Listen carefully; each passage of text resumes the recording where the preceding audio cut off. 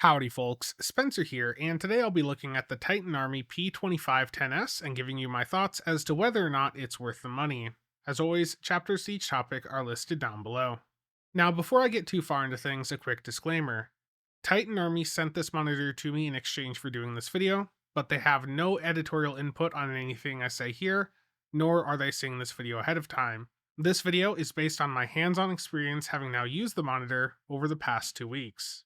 Now, diving into the basics, the P2510S is a 24.5-inch 1440p monitor with an IPS panel and support for up to a 240Hz refresh rate.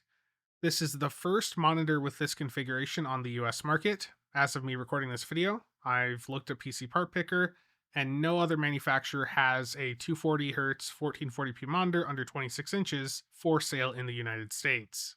And pricing wise, this monitor is almost always on sale for $250. On Best Buy, it's $250. On Amazon, it's $300 with a $50 coupon, taking it down to $250. And if you do decide that you want to pick this monitor up after watching this video, Titan Army has also provided me with a discount code for y'all, which is up on screen and in the pinned comment below, and that is going to net you an additional 5% off on the Amazon listing. And from what I can see in the cart, that brings the price down to $235. With the stats this thing has, that's honestly a very reasonable price. Just 4 years ago, I spent nearly 3 times that on an Alienware AW2721D, a 27-inch monitor with very similar specs. Of course, the cost of technology does come down over time, but a drop like that in just 4 years does make me wonder if the performance is actually there, and whether or not they had to make some sacrifices to help achieve this price point. Let's find out. Now, Titan Army themselves have an unboxing video, so I'm not going to waste your time here. Alongside the monitor in the box, you've got a power brick and cable, a single 5-foot DisplayPort cable, the manual, and the 2 pieces for the stand. As soon as you pick this box up, you're going to very quickly notice it's not very heavy. The monitor on its own weighs less than 6 pounds, and the stand under a pound. The stand is almost entirely plastic with a little bit of metal that connects to the monitor and enables the 20° to -5° vertical tilting. And the stand, honestly, it doesn't feel great. It's not the best build quality. It's enough to get the job done. The same goes for the build quality of the monitor itself, but it's not the most impressive. And that's clearly one of the areas where they've, cut some costs to help achieve this price point. Now, the stand, like I said, it's not great, but thankfully, this monitor does support a 100 by 100 vase amount. So if you have a monitor arm, you can use that instead. And with how light this monitor is at under 6 pounds, if you don't have a monitor arm, even a cheap $20 to $30 one should easily be able to handle this monitor if you want to pick up an arm for it. And moving on to the monitor itself, again, it's very lightweight and the build quality is not the most impressive. It's sufficient. It's going to get the job done. It just doesn't feel as good as some of the more premium monitors out there. Now on the back, you've got the vase mount like I mentioned, and port-wise, you've got your power and then an audio output. You've got 2 HDMI 1.4 ports and then 2 DisplayPort 2.0 ports. So it's a very simple setup there port-wise. And for the 5 buttons here, they're located at the bottom right of the monitor. So going from left to right, the first is going to be your menu or select button.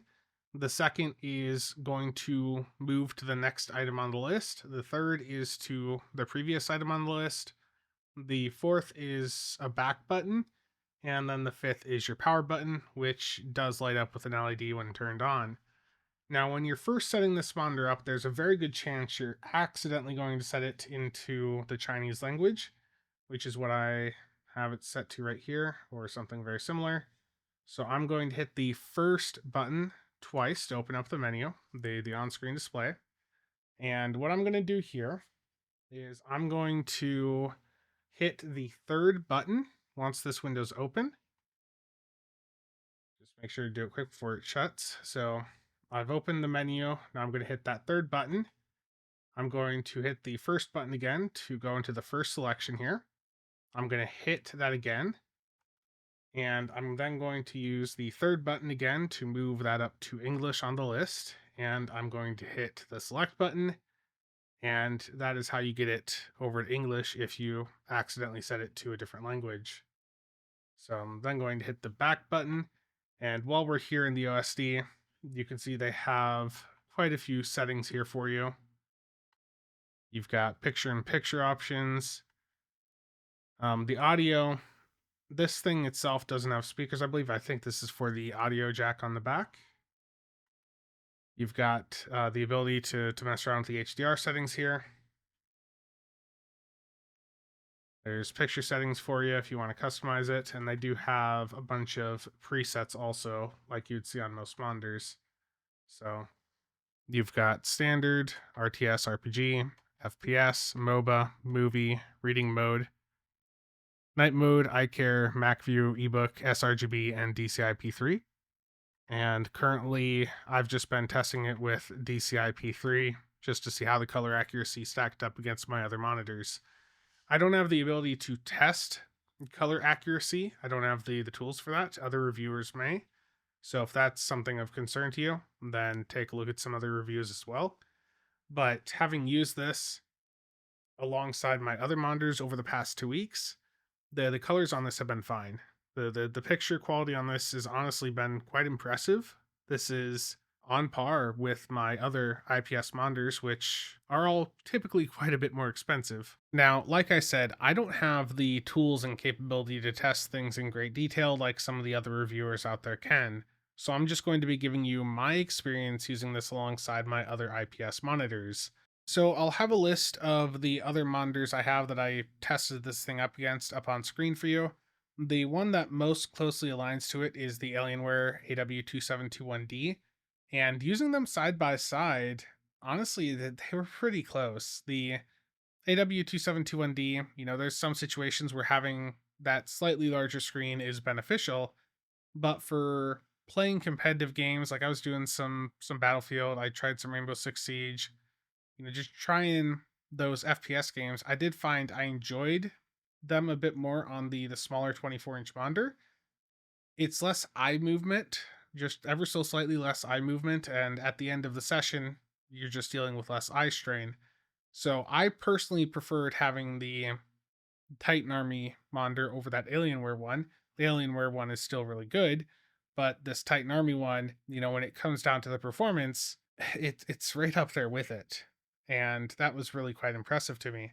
Now, for my other monitors, those are 4K or ultra wides, so they're a bit of a different experience. But against the Titan Army one, the picture quality, was comparable across all of them. So that was really surprising that the panel on the P2510S here was able to stack up against those monitors, which are 2 to 3 times the price of it. Now, when it comes to HDR support, this is an edge-lit display, so it's not going to be the best HDR experience, but I found it was still an improvement that was nice to use in single-player games like Cyberpunk.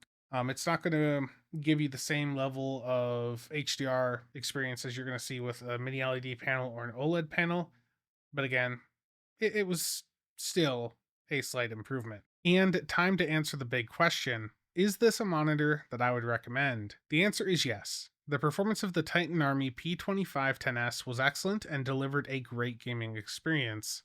There were clearly a few cuts to help achieve this price point, such as the lack of USB ports and the poor build quality, but those are trade-offs that I just don't think are going to be a big issue for most people. I've bought plenty of monitors over the past decade that are 2 to 3 times this price, and the picture quality and experience that this is offering is comparable to those more expensive monitors. So if you're looking for a 240Hz 1440p monitor with great picture quality and a compact size, this is a great choice. And again, this is the only option you have in North America for something that is 24.5 inches with these specs. Now, for content creation, I had no issue using this to make thumbnails. The color accuracy was perfectly fine for what I was doing. But for video editing, I think you would still want to have something with a bit more screen real estate. For content creation and video editing, I still do prefer an ultra wide or a 4K monitor. This can work if you need it to, but for that, you may want to look at something a bit larger. Overall, at $235, I think that this is offering a great feature set for the money. And if you're in the market for a monitor like this, it is something I can easily recommend. And that's going to be it for today. Again, thank you to Titan Army for sending this monitor over. If you guys have any questions, feel free to drop them down below. And if you've used this monitor or any others from Titan Army, let me know what you think of them down below. Again, thank you to all channel members and viewers for the continued support. See you guys around.